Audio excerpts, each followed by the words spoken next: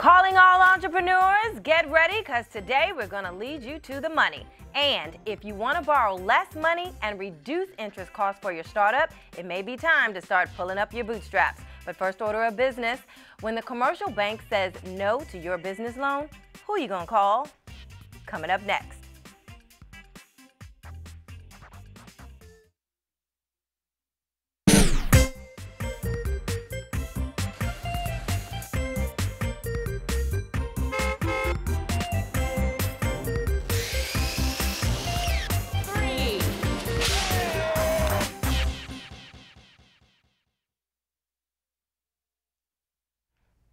Hello, I'm Denise Roberts and welcome to The Pulse, the show dedicated to helping Prince George's County businesses. Our first guest today, Shelly Gross-Wade, President and CEO of FSC First, an alternative financing and lending institution in Prince George's County. So good to have you here today. It's a pleasure, Denise. Thank you so much. You know, one of the common issues that we're hearing from small businesses is access to capital, what they're not able to get or to find. So can you tell us a little bit about FSC First and what services you have available for small businesses? Sure, thank you. FSC First is a nonprofit, non-traditional lender. We are the next step or the first step before you approach the lender, the traditional lender. We have tools and resources available to assist small businesses to gain access to capital, and that capital can be from a number of different sources. In a nutshell, that's what we do. Okay. We exist through strategic partnerships, though. We couldn't do what we do without strategic partners. Okay, okay. Let's look at three phases in business. What loan programs do you have for businesses who are starting out, a business who's looking to grow their business and take it to the next level, and then one who may be trying to grow their business internationally? Sure. Well, first off, if a business is in a sustainable community in Prince George's County, that designation is defined by the state of Maryland. You can go to maryland.gov and look up whether or not your business is in a sustainable community. You put in your address and it will tell you whether or not you're located in a designated area. We have a micro enterprise loan program that will provide funding from $5,000 to $50,000.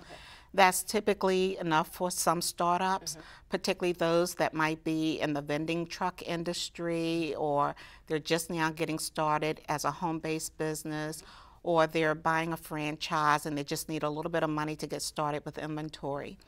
The next stage would be a growing company that perhaps is graduating from home base and they're looking to lease some space, or they're looking to buy new machinery and equipment. That then would be, that company would be available, could potentially qualify for $25,000 to $250,000. We provide those loans through a revolving loan fund that has been capitalized by funds that have been provided to us by traditional banks in the marketplace. And then if they're an emerging growth company and really looking to go through a rapid growth mode, we could potentially assist them with acquisition of real estate, machinery and equipment by using the SBA 504 program. What makes a small business bankable? And what I mean by that is, what do they need to qualify for a loan from FSC? Sure. One of the advantages to coming to FSC First is that we coach the business owner through what to expect as they approach the lender. And we help them to understand that they need to understand the financial condition of their company. So one of the things that a small business owner needs is to be able to understand what the financial statements say about their business. We're looking for at least 3 years of financial statements. We want to make sure that they have a business plan, that the business plan is reasonable and attainable. We also want to look at their need for workforce. If they're in need of employees, then we introduce them to workforce services that is available in the county through our sister agency, Prince George's Economic Development Corporation. In addition to that, we're looking at their long-term viability. What are some of the issues that you have seen from businesses who are trying to apply for a loan from FSC where you were not able to approve their loans? A couple of things that have been pitfalls to obtaining access to capital: the failure to document a business plan, the inability to pledge collateral, In some situations, we can make an unsecured loan with an SBA guarantee. However, most lenders are looking for the business owner to pledge some type of collateral to secure the loan. In addition to that, I would say the owner perhaps does not have expertise in the area that they want to develop the business in, and that could be a reason for decline. Okay, so what advice would you have for a business owner, you know, in preparing themselves to even apply before they come to you? What would you say to them? I would say go to our website, www.fscfirst.com. There is a checklist there that will usher them through the process of preparing for a loan. The various forms are there. What a typical bank is looking for would be there. So everything that we would ask for is what they would typically need, regardless of whether we're providing the funding solution or they're going to a traditional bank. Okay. Who should be, when they're putting in a loan application, who should be listed on that application? Absolutely. It should be any owner that has more than 20% interest in the business. Okay. So definitely the owner and any key managers or decision makers in the business. Shelly Grosswade, thank you so much for coming on and telling us about your program. Absolutely a pleasure. Thank you. We're so excited about all of you, the business owners of Prince George's County, and because our show is growing, we want you to participate in our new segment, Selfie on the Pulse. So if you would like to see your business on this show, take a picture of you and your business and send it to us on Twitter at PGC Diversity. Be sure to use the hashtag #SelfieOnThePulse. Still to come, smart business lessons from a local minority business owner. But up next, the pocket-sized business guide.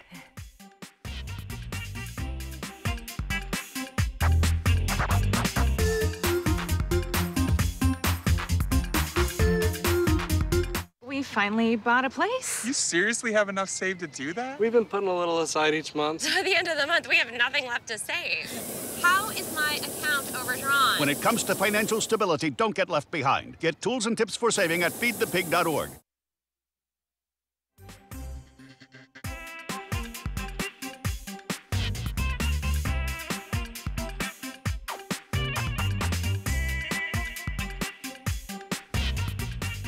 Not all startups have the luxury of getting investors right off the bat. Sometimes it takes bootstrapping a business by funding it out of your own pocket. Bootstrapping, by definition, is stretching your resources, both financial and otherwise, as far as you can, meaning zero money borrowed and reduced interest costs. Here are a few strategies to bootstrap your business, courtesy of fastcompany.com. First, watch your cash like a hawk. Make sure you're spending from a bank account solely for your business and separate from your personal account. Number two, when you're first starting out, you'll need to cut down on your personal expenses. Without a salary, you won't have money to spend, so consider every purchase and only spend what's necessary. Number three, don't outsource jobs that you can do yourself. Hiring out for a job you could do yourself is an avoidable expense and a wasted organizational learning experience. And finally, don't take no for an answer. When you're so small, vendors and suppliers won't want to work with you. So don't be afraid to share your story and appeal to people's human side. To succeed as a bootstrapped startup, you have to persevere for the answer you need. Bootstrapping a business is difficult. However, with dedication and a little hard work, it is by no means impossible. This job looks perfect. It says you need a high school diploma. You've got one of those, right? Skip the drama. Get your diploma. I got that. Find free adult education classes at finishyourdiploma.org. Welcome back, and thank you for tuning in with us on The Pulse. Between handling customer complaints, keeping track of employee work schedules, and monitoring expenses, running a small business is hard work. Here to share some small business advice and useful tools and applications for little to no cost to help you run your small business more efficiently is returning guest Tami Mullen, local business owner of the Intuitive Group. So good to see you. Hi, good to see you again. So can you give us a little bit of background on the Intuitive Group, how you got started? Sure. And what services do you provide? Sure. So we started back in 2012. We had a name change actually in 2014.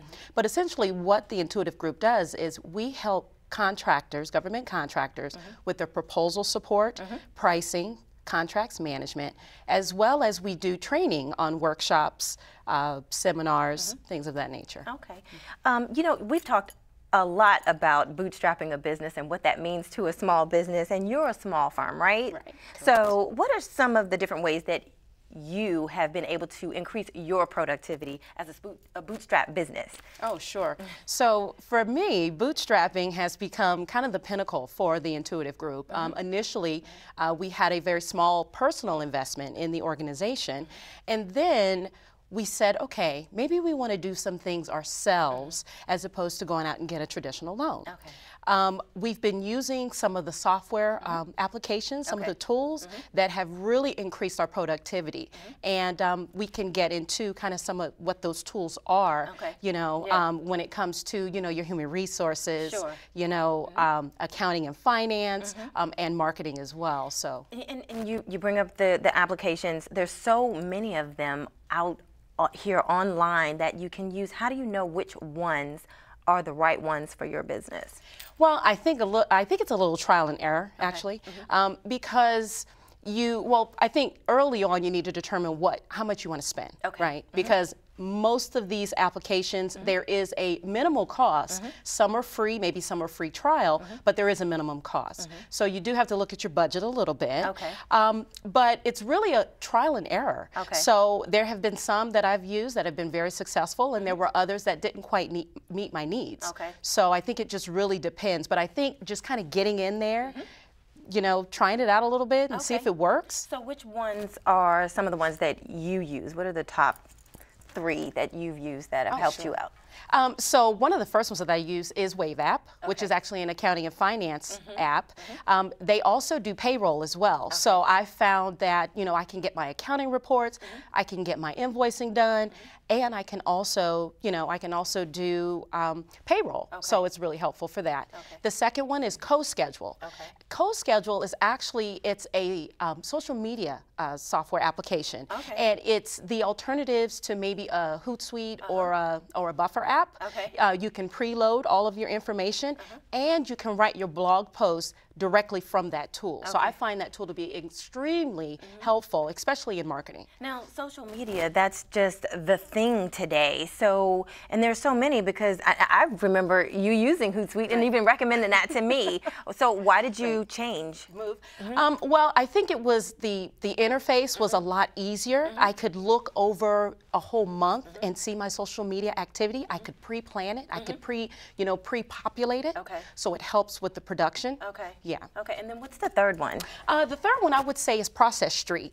So we've started to grow, and so we have employees now. Well, I needed to have processes, you know, for the organization, and so Process Street allows me to create different processes with modules, whether they be podcast modules or even video modules that help with planning the process in your business. So when you're looking at your operations, you need to have a standard way of doing things. Process Street has helped us develop those processes internally. So give me a quick example on that one. Sure. So I had a new intern come in over the summer, and what I wanted her to do is to understand our business from a client management perspective, right? So she was able to understand the operations piece with that tool. All right. Tami Mullen, thank you so much for coming in for your business advice. Very helpful information. Thank you. And that's our show for today. This show and previous episodes are posted on our website, diversity.mypgc.us, and click on the pulse. Our Twitter and Facebook handles are @PGCDiversity, and our YouTube channel is The Pulse TV. If you have a business question that you'd like the answer to, send it to us on Twitter @PGCDiversity, and we'll answer it for you and mention your business on the show. Be sure to use the hashtag #AskThePulse. Remember, in Prince George's County, your success is our success. I'm Denise Roberts, and thank you for watching.